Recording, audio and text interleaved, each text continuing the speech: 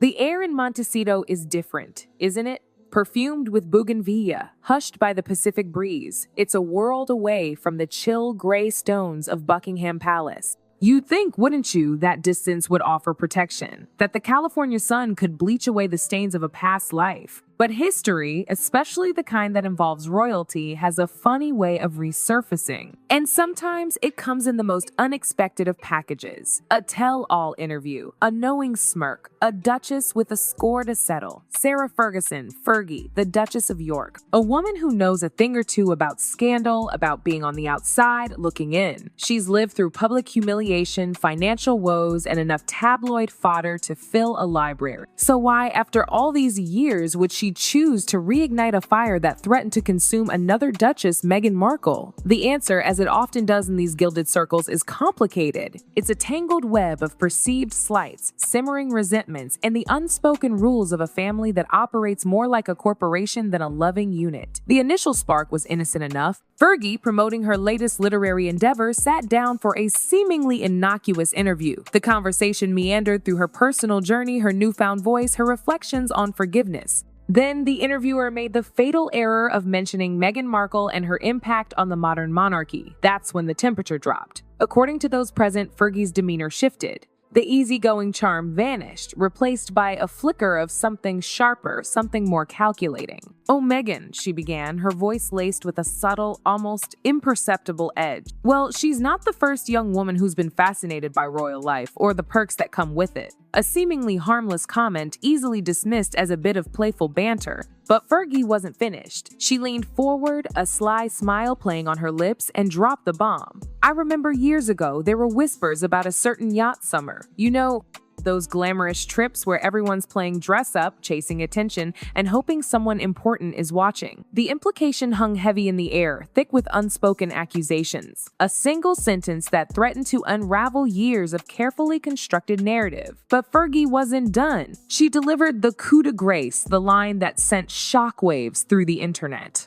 Some of those faces ended up in very unexpected places, including Buckingham Palace. The carefully manicured world of Meghan Markle, the Duchess of Sussex, the philanthropist, the advocate, the modern royal icon, was suddenly cracking. The whispers of a past life, a life of ambition and Hollywood hustle, resurfaced with a vengeance. And at the center of it all, the ghost of a yacht, a glittering symbol of wealth, power, and the relentless pursuit of fame. The internet, as it always does, exploded. The hashtag number FergieSaid, it began trending. Old photos, speculative blog posts, and conspiracy theories were dredged up from the depths of the digital archives. The yacht girl allegations, rumors that Meghan had spent her pre-royal days mingling with the wealthy and powerful on lavish Mediterranean cruises, were back in the spotlight. And this time they had the official, albeit cryptic, endorsement of a duchess. The most damaging whispers, of course, linked Meghan to Prince Andrew. No one explicitly stated a romantic connection, but the mere suggestion was enough to send Meghan's carefully constructed image into a tailspin. Andrew, forever tainted by scandal, is the ultimate pariah. To be even tangentially associated with him is PR poison. Inside the gilded cage of Montecito, Meghan reportedly unleashed her fury. Sources whispered to the Mirror that she accused Fergie of jealousy and betrayal, vehemently denying ever meeting Prince Andrew socially. The yacht rumors, she insisted, were nothing more than misogynistic lies designed to undermine her credibility. But Fergie, unflappable as ever, refused to retract her statements. When cornered by paparazzi outside Claridge's hotel, she simply smirked and delivered another perfectly crafted soundbite. "Oh, darling, I don't tell tales. I just remind people that every fairy tale starts somewhere." That single sentence was a masterclass in subtle shade. It implied that Meghan's journey to Buckingham Palace wasn't quite the fairy tale she'd led the world to believe, that her past, however glamorous, might hold secrets she'd rather keep hidden. Buckingham Palace, predictably, was less than thrilled. While Fergie may be on the fringes of royal life, her words still carry weight. And to reignite a scandal involving Meghan, a duchess already viewed with suspicion by some within the firm, was a reckless act of defiance. One royal aide reportedly lamented to the Daily Mail that Fergie's remarks couldn't have come at a worse time. King Charles, focused on unity and healing old wounds, was now facing a renewed wave of controversy thanks to Fergie's loose lips. The question, of course, is why? Why would Fergie, a woman who knows the sting of public humiliation, deliberately target Meghan? Palace insiders suggest it's a matter of respect, or rather, the perceived lack thereof. Apparently, Fergie felt slighted by Meghan during the early days of her royal tenure. The infamous pregnancy announcement at Princess Eugenie's wedding, overshadowing Eugenie's big day, was reportedly the final straw. Fergie allegedly viewed it as a classic Meghan move, turning someone else's celebration into her own headline. So, years later, when the opportunity arose to remind the world of Meghan's less than perfect past, Fergie couldn't resist a little royal payback. After all, no one plays the long game of revenge quite like the Windsors. Meanwhile, Hollywood PR teams went into overdrive. Meghan's representatives scrambled to scrub certain search results and quietly contacted media outlets, urging them to refrain from referencing old defamatory rumors. But the internet, as always, proved to be an unyielding adversary. Old blog posts resurfaced, archive photos reappeared, and former industry insiders began whispering about Meghan's past connections. The re-emergence of Prince Andrew's name, even in the context of mere association, sent shivers down the spines of every publicist in Los Angeles. To be linked, even tangentially, to Andrew's scandalous reputation is a career-ending move. As one PR insider bluntly put it, if Fergie's hinting Meghan was anywhere near that circle, even socially, it's a PR nightmare.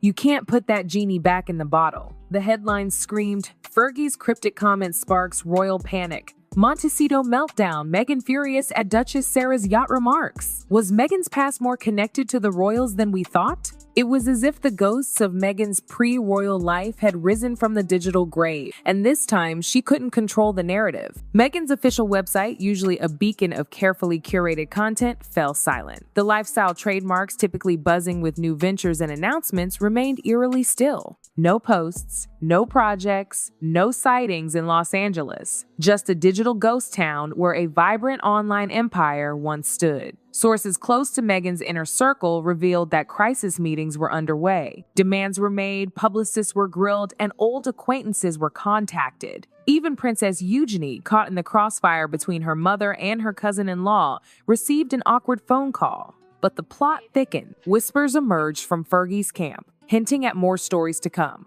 Stories that could shed light on the dynamics of those early days, revealing who was chasing whom in the relentless pursuit of social climbing. If true, this was only the beginning. For years, Meghan's team had worked tirelessly to distance her from that particular chapter of her life. The yacht trips, the networking circles, the Hollywood hustle that predated her royal ascent. But with Fergie shattering the unspoken royal code of silence, the floodgates threatened to burst open. Meghan's worst nightmare was unfolding before her eyes, her pre-Duchess world colliding with her carefully constructed post-royal image in a spectacular public display. The once untouchable Duchess of Sussex was cornered, trapped by Fergie's wit, the internet's relentless memory, and a past that refused to stay buried. The question on everyone's mind: what would Meghan do next? One thing was certain, Meghan Markle is no stranger to a fight. She's battled tabloids, critics, and palace aides with unwavering determination. But this time, her opponent was a different beast altogether. Another duchess, a seasoned player in the intricate game of royal maneuvering. Meghan was about to learn a harsh lesson. Trying to outplay Fergie at her own game is a dangerous proposition.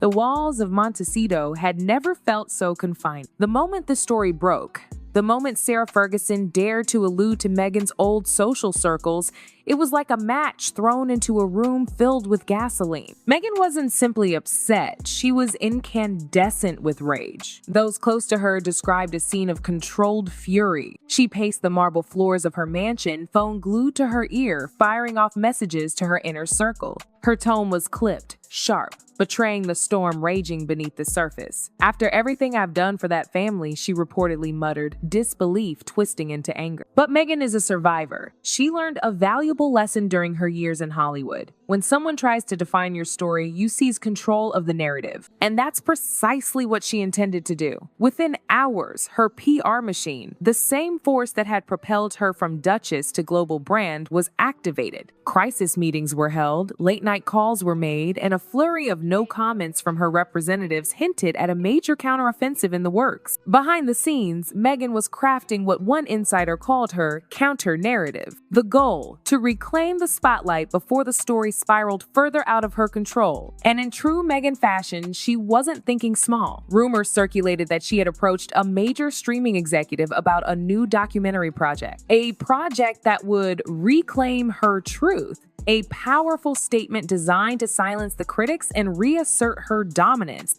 This wasn't just a clapback. It was a full-scale rebrand, a bold declaration that she was a modern duchess, unbothered by whispers and determined to control her own destiny. But there was a problem. Fergie wasn't backing down. The Duchess of York, enjoying a resurgence in popularity thanks to her candor and charm, refused to apologize for her remarks. When questioned about the supposed feud, she simply smiled and said, "Oh, I don't think anyone should fear the truth, do you?" That single quote ignited a firestorm. The tabloids ran wild, social media exploded with side-by-side comparisons, and the narrative began to shift. The Duchess who stayed versus the Duchess who strayed. For Meghan, it was a public relations nightmare. Her carefully cultivated image, all soft neutrals, curated compassion, and California calm, was being torn to shreds in real time. And then came the real blow. The resurfacing of old Hollywood photos. Private events, yacht parties, glamorous gatherings that painted a picture of a life far removed from the polished world of royal duty. The photos were taken wildly out of context, but online sleuths didn't care about context. They craved drama.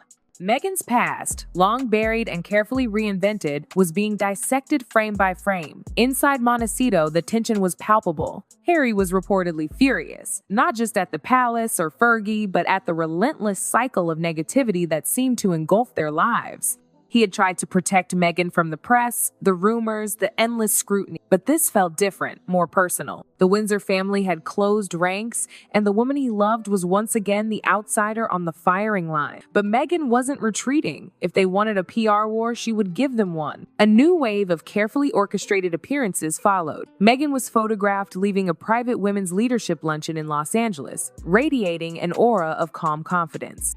She smiled for the cameras, seemingly untouched by the chaos swirling around her name. Her look was impeccably chic, monochrome, immaculate, the very antithesis of someone rattled. But behind that signature smile, there was something else. Defiance. "Every time they come for me," she reportedly told a friend, "I come back stronger."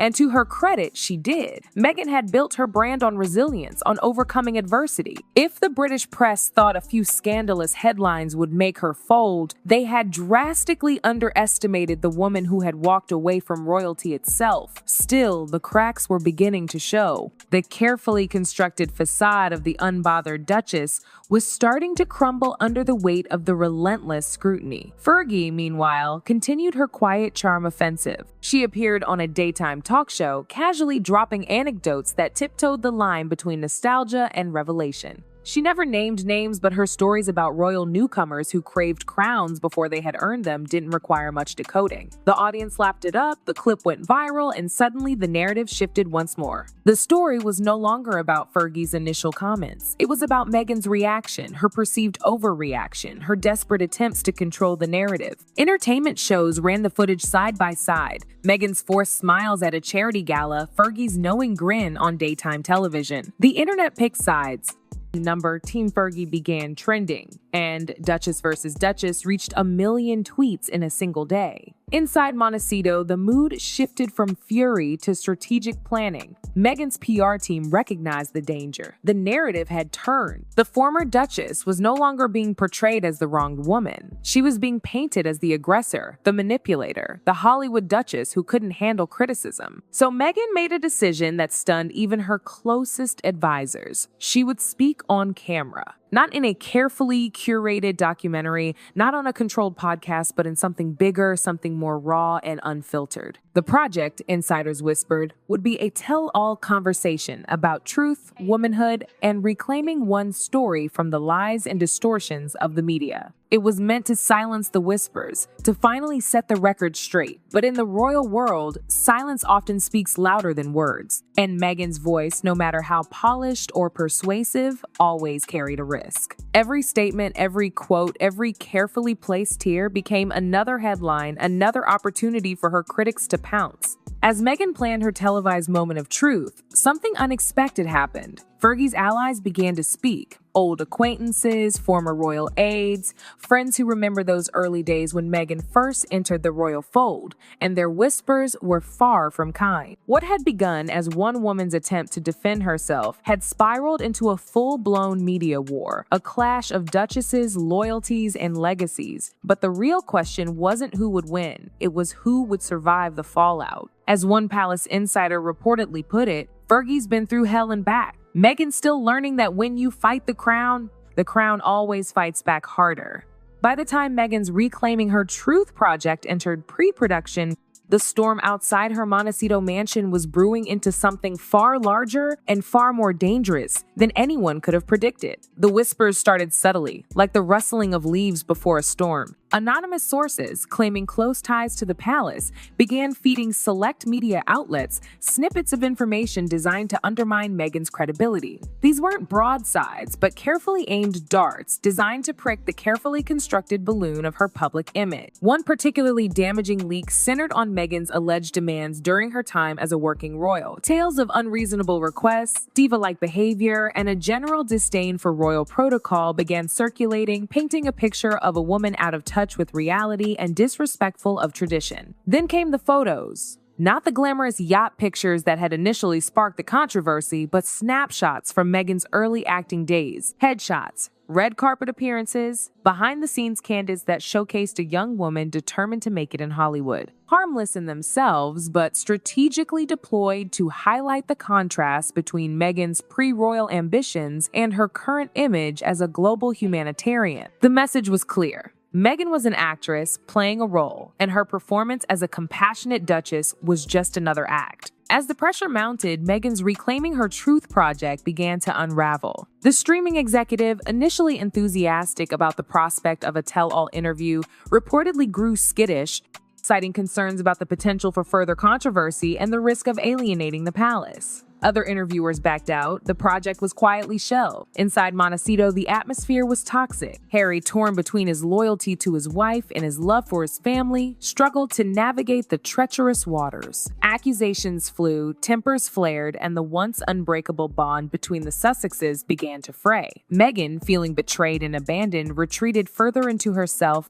She canceled public appearances, shut down her social media accounts, and became increasingly isolated from the outside world. But just when it seemed that all hope was lost, a new player entered the game. A prominent Hollywood producer, known for his controversial and boundary-pushing projects, reached out to Meghan with an intriguing offer. He proposed a different kind of project, a docu-series that would delve into the complexities of race, identity, and the challenges of navigating a world obsessed with celebrity and status. The project would be raw, unflinching, and deeply personal. It would explore Meghan's experiences as a biracial woman in the royal family, the racism she faced from the British press, and the toll that the relentless scrutiny had taken on her mental health. It was a risky move, but Meghan saw it as her last chance to reclaim her narrative and tell her story on her own terms. She agreed to the project, throwing herself into it with a renewed sense of purpose. As the docu-series began to take shape, Meghan's team quietly reached out to Fergie, extending an olive branch in the hopes of mending fences. The two duchesses, once allies, had become bitter rivals, but both women recognized the destructive power of their feud. After a series of tense negotiations, a truce was called.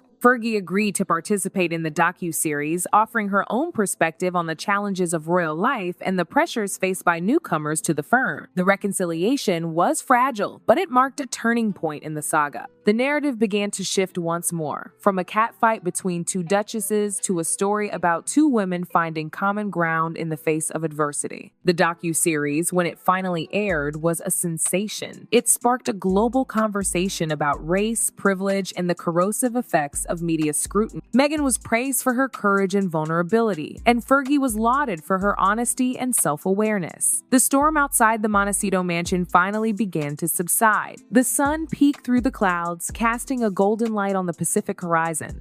Meghan Markle had weathered the storm, emerging stronger and more determined than ever to chart her own course.